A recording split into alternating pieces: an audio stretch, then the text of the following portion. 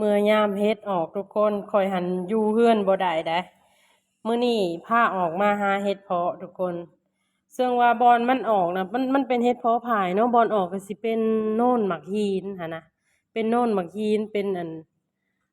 โน่นฮีนนะส่วนหลายเนี่ยแม่นสิออกแบบนี้เด้อทุกคนเฮ็ดเพาะผายนะส่วนหลายแม่นสิออกน้ำโน่นฮีนซาที่ว่าข่อยเคยหามาหั่นนะมื้อนี้ก็พาออกมาหาเฮ็ดเป็นเฮ็ดเพาะผายทุกคน ออกน้ำโน่นหินก็สิอยู่น้ำโน่นหินแน่นี่เลยทุกคนออกไปเฮาก็สิเห็นแบบว่ามันเป็นอันขาวๆน้อยๆน้อยๆต้องสังเกตดีๆได้ถ้าสังเกตบ่ดีจะบ่เห็นเพราะว่าเฮ็ดพ่วมออกเนาะเฮ็ดพ่วมออกแล้วบัดนี้ฝนบ่ตกหันน่ะฝนบ่ตกแล้วมันบ่เซาะหากมันหั่นนะเลยต้องสังเกตดีๆจังสิเห็นมันหั่นนะแล้วมันก็สิอยู่แบบว่าน้ำเหิบหินอีหยังหั่นนะเฮาก็ต้องสังเกตดีๆแหละถึงจะเห็นมัน แล้วมื้อนี้หันออกมาคนเดียวตามเคยทุกคนคอยหันไปไสมาไสละมักไปคนเดียวนะเพราะว่าอืมบ่มีหมู่ไปก็เลยว่าไปคนเดียวก็เลยมาหาเด้ทุกคนก็สิประมาณนี้อุปกรณ์ที่ถือมามื้อนี้ก็มีทั้งมีดมีทั้งเงินบ่วง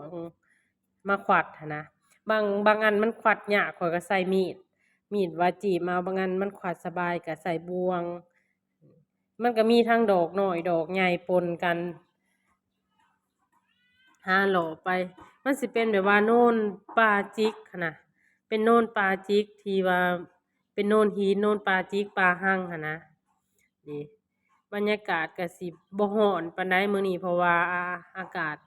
สิประมาณเย็นๆน่ะนะบ่ร้อนหาไปหามาก็ดี เคลียร์ไปน้ำดินหั้นนะทุกคน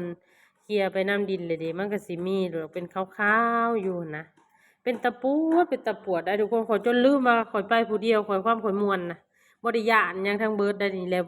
มีแม่ใหญ่อันหนึงเราก็มาหาเฮ็ดคือกันเลยเราเลยถามเอามากับไผแล้ววะข่อยว่าข่อยมาคนเดียวข่อยว่าเราเลยว่าอ้าวเราว่าได้จังว่ามาคนเดียวบ่ย้านบ่ล่ะว่าบ่แล้ววะมันบ่ฮู้ย้านเด้ จักสิย้านอิหยังเนาะเพราะว่ามันเป็นนั่นป่าที่ว่าเราเคยไปหั้นนะทุกคนป่าที่เราเคยไปแล้วมันก็เราลืมกับป่าหั้นนะมันก็เลยเป็นว่าบ่ย้านหั้นนะแต่ก็หาอยู่คนเดียวแต่ก็มีคนมาหาคือกันอยู่ดอกพ้อ2-3คนนะที่ว่าหาคือกันแต่ว่าเขาเจ้าก็มาหาดอนข้อยหาน่ะคราวเดียวแล้วเขาเจ้าก็ไปดอนอื่นนะซึ่งว่ามีแต่ข้อยคนเดียวว่าที่หาดอนนี้หั้นนะ ข้อยหันย่างเลาะไปเลาะมาคอยได้ทุกคนหาเฮ็ดอันนี้นะคอ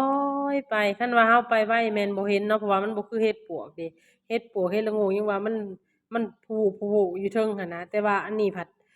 อยู่ใต้ดินผู้ต้องได้เคลียร์ได้กวาดหาถึงจะนั่นเด้ข้อยหามักกินแบบว่าผัดกินทุกคนมีคนกินคือข้อยอยู่บ่เฮ็ดเพาะเฮาล้างดีๆล้างดีๆอั่นเลือกเอาแต่ตัวมันอ่อนๆน่ะนะทุกคน แล้วก็มาพัดผู้ใดบ่เคยกินลองไปเฮ็ดเบิ่งเด้อทุกคนพัดหรือว่าสิก้อยก็ได้ก้อยเฮ็ดพอเนาะแซ่บไปอีกแบบหนึ่งได้กินกับข้าวร้อนๆเข้ากันคือหยังนี่ใครบ่เคยกินไปลองเฮ็ดเบิ่งเด้อพัดใส่เครื่องแบบว่าคือเครื่องเฮาพัดทั่วไปหันน่ะหรือว่าสิเอาไปก้อยก็ได้ก็ใส่เครื่องก้อยคือเฮาก้อยซีนก้อยอิหยังหันน่ะแซ่บไปอีกแบบได้ ไผบ่ลองบ่ทุกคนลองเฮ็ดเบิ่งเด้อเป็นตะปวดได้ออกบอน2บอน3ที่ว่าเฮาเขี่ยไปอะนะนี่บางอันก็ได้เอามีดจี้มมีซักเข้าในก็มีบางอันก็เอาบ่วงก็หลายอยู่ได้พอได้เก็บนะเพราะว่าเก็บไปเรื่อยๆก็พอได้เก็บเด้ โอเคจนลืมกินข้าวทุกคนความว่าเฮาเห็นเฮ็ดน่ะเนาะเฮาเห็นเฮ็ดแล้วเฮาม่วนไปกับเฮ็ดหรือบ่คือเฮาอยากกินข้าวตอนก่อนไปน่ะแม่น10 โมงเนาะเพื่อได้มาพอดีบ่ายโมงทุกคนหาเขียหาอยู่หั่นนะมันเบิดพอมีเนาะพอให้เคลียร์ก็เลยว่าจนบ่อยากข้าวเลยบัดออกแต่ป่าเฮ็ดเอาแหละสั่นเลยได้บัดนี้อยากกินข้าวนะบ่ฮู้ว่ามีไผกินคือกันบ่ตอนหาเฮ็ดอะมันม่วนนำเฮ็ดนั่นแหละก็เลยว่ามันก็เลยบ่อยากกินข้าวบัดพอเราออกมาพี่แหล้วบัดนี้นี่เป็นผลงานที่เราได้ทุกคน หลายเติบได้เฮาเบิ่งอันนี้คือน้อยแต่ว่าที่จริงหลายเติบได้สุดท้ายนี่ก็ฝากทุกคนกดไลค์กดแชร์ให้หน่อยเด้อทุกคน